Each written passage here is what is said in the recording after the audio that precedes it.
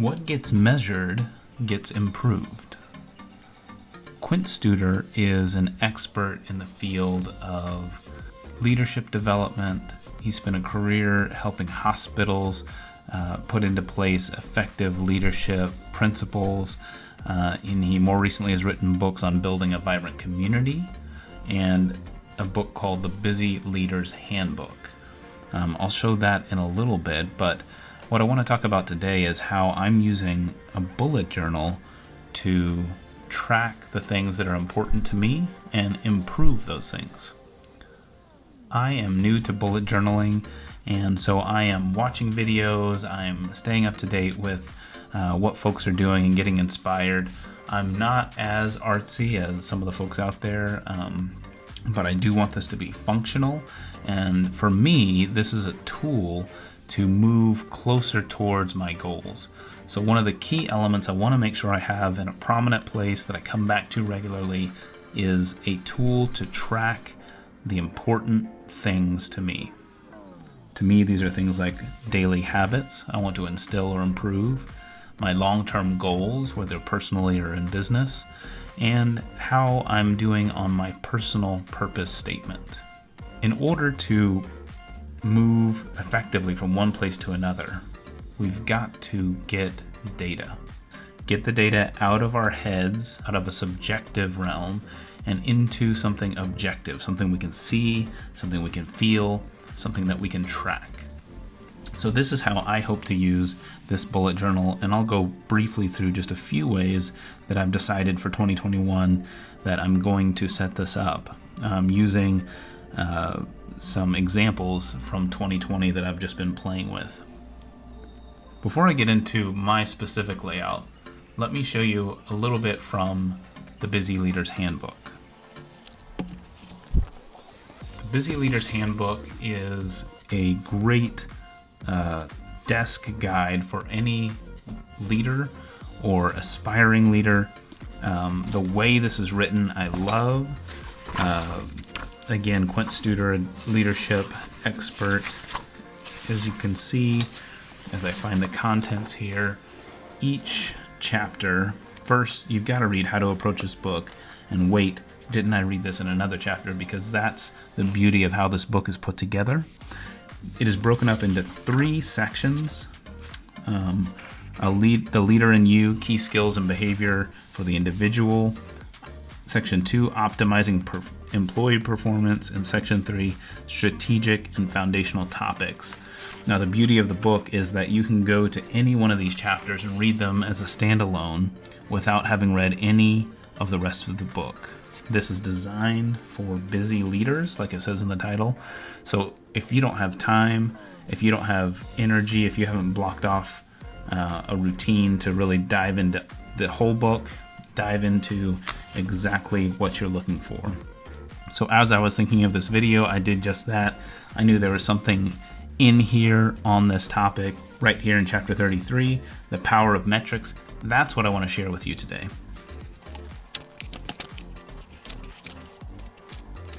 Chapter 33, the power of metrics. I want to show you just a few things I've underlined here. One is measure the important things. Don't measure just to measure, but measure what is most important to help you, the team you lead, or the company or community to be the best that it can be. A few bullet points, then I'll jump back into how I'm applying this to the way I'm setting up my 2021 bullet journal. First, take time to decide what is most important. So this, for companies, can set you apart. There's a quote in here that you can tell the company values by what they measure. In my company's top of the list is employee engagement. Employee engagement is far and above anything else, because if employees are happy, then they're going to treat customers well, and customers are going to be happy. So the second place is customer engagement.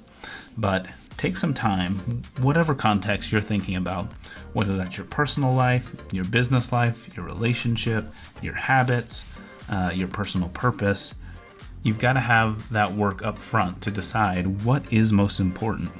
What do you care about the most? So take the time to dig deep, define that personal purpose, define those key elements, and then you can figure out what to track from there. Don't try to measure too much at once. As you'll see in my layout, I focus on a very few items in these different areas because once you get into this mode of tracking, it can become overwhelming pretty quickly. So get a few key things, get the process started, just start, but don't do too much at once because the data can overwhelm you before you have a system in place. Don't fight the data. Once you start to track the data, don't try to explain it away. Don't try to sidestep it. Embrace it, because that is your power to make a change. Once you see, okay, I've had on my habit list, I want to work out 5 times a week, and I've only made it 2 times a week for the last month. That is objective. That is not a feeling. That is not just a thought. That is a fact. And with that fact, you can make adjustments to how you structure your day. You can make adjustments to how you approach life that will enable you to move closer to establishing that habit. Keep your results on a dashboard. This goes without saying. You in this community will resonate with this immediately. Very visual people. This is a little bit tougher in the business world, but getting this stuff in an easy to use and easy access format is key. I want to be able to look at a sheet and within 5 to 10 seconds get oriented as to what the data is telling me. Measure often enough to see if progress is being made. This is a little bit more tricky, but once you start measuring, you'll kind of get the hang of this. Some things, like me, you'll see I want to measure daily. Some things you may want to measure monthly. Some things you may want to measure less often. It depends on what type of information you're gathering, and it depends on how quickly that information changes, and more importantly, how quickly that information changes in a way that matters. It may change daily, but the daily differences may not have any impact to pushing you towards the goal you're tracking for. So definitely 10 out of 10 recommend this book. I come back to it often. Okay. A little bit about the layouts that I'm working with for 2021. This is what I've landed on so far for my monthly layout, something like this. Disregard my lettering and other things, but I want to have a snapshot of the month to see important dates, timelines, deadlines, things like that, anniversaries, snapshot of the month. And then I want a list of my long-term goals, and I'll compare that month to month and add to it, take things away as we check those off, but the list of long-term goals is here. Then I have a habit tracker, and you'll see this on the daily view as well, but this habit tracker is just that visual dashboard representation. I've got 5 habits that I'm wanting to track starting out, and that is my workout routine, journaling routine, my content creation, my water intake, which I wanted to work on for a long time, and simple. It doesn't always have to be these big things, but flossing. I need to floss more. So that's what's on my habit tracker, and it just corresponds to the week. It just extends here. So at the end of the week, I'll take the data from my daily views and see if I hit my goals that I set for myself. If so, color in the box. Similar with the monthly view of the long-term goals, with the progress bar here, I take each of those long-term goals from the overview and put them into a progress bar. At the end of each week, I'll come back in and see if there's any changes to be made to this. So as the month's going through, these progress bars are getting filled up, and hopefully by the end of the month, we're seeing some progress on each of those. Okay, not much tracking going on in my current weekly view. I just want this, again, dig a little bit more detailed into big things that are coming up in the week. I'll lay this out at the beginning of the week. Some things, though, that will help me progress from goal to goal are how I define success this week. So that's something I want to keep present, top of mind. What does success look like this week? If you're in sales, that might be making a certain number of sales calls. That might be landing a certain number of calls. But what does success look like to you this week? So that as you're reflecting day by day, It's not just about how you feel at the end of the day, but you've got a standard that you've set for yourself to show you are working towards success. And this is the definition. Then, of course, just little things, reminders of things I have to do, a quote of the week, things like that. Then we come to the daily tracker. This is how I'm currently laying out my days, and I'll kind of walk you through it here, but basically time blocks here, and those just start out the day before. I'll usually lay this out in my evening kind of recap time. I'll lay out the next day and put in my time blocks, and really usually all that's filled in to start out with is when I plan to wake up and any appointments that I already have preset, and the rest is left empty. Then this is the morning kind of brain dump. All the tasks I can think of that I should be working on today will go here. They will get categorized, and I didn't do a key today because I use the same symbols every time, so didn't feel the need to take up that space, but categorize them and then get the most important things scheduled in a time block. That is the key for me to get them done and alleviate some stress that I do have time to get these things done. By taking those tasks and putting them in an actual time block, it ensures that I'm moving towards those goals.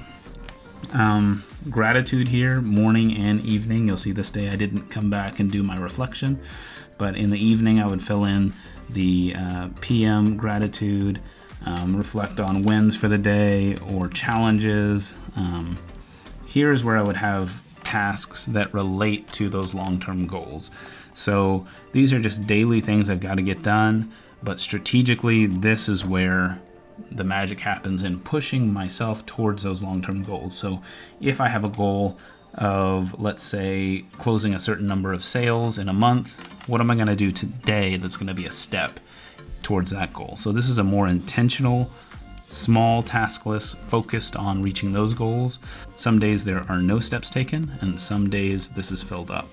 But this is a more intentional space to push myself towards those goals. This is the habit tracker section here.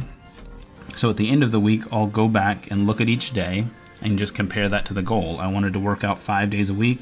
Do I have 5 check marks? If so, we'll reflect that on the monthly page. Reflections is just a general area to just kind of have a few thoughts from the day, a few takeaways, a few reflections. Personal purpose, I'll fill this in here, but these are the things that are the most important to me. When I developed my personal purpose, it ended up in these areas: faith, partner, leader, and father. And so at the end of the day, I'll just use this like those charts you've probably seen in different places. And if I feel like I was about there on faith, kind of there as a partner, leader, maybe I didn't check in with staff as much as I wanted to today, as a father, you get the point. So I'll usually fill that in, color them in, and that's just a daily graphical touch base with myself on how I'm doing. So that is not leading to a concrete goal, but it's just a way for me to touch base with myself and recenter on what my purpose is, to make adjustments and prepare my intentions for the next day. Then, of course, tomorrow section, anything I didn't get done that is important, it's still relevant, will flow on to tomorrow and end up on the beginning of that day's task list. So this is what I'm doing this next year. I'm looking for inspiration. I'm looking for new tools. And really, again, this is focused on moving towards a goal. So decide what the important things are. To me, the important things for my personal growth are going to be my habits. Personal things for both my business and personal growth are going to be my long-term goals I'm setting. And I'm touching base with those data points daily, weekly, monthly. And this is the setup that's helping me do that. So this is what I'm asking from you. If you would please share your best tips to using a system like this, the best way to track goals, short-term and long-term, in this format, I would really appreciate it. So please comment on this post, Give me your tips, give me other accounts to follow, share other videos to watch. I'm very interested in getting this right because I'm convinced that getting the data is one of the key steps towards reaching our goals. What gets measured gets improved, and I want to make sure I'm doing all I can in 2021 to move towards these goals. So thank you in advance, and please please save this video, share it with someone that is starting out, send me some folks that are further along so that I can learn from them, and have a great day.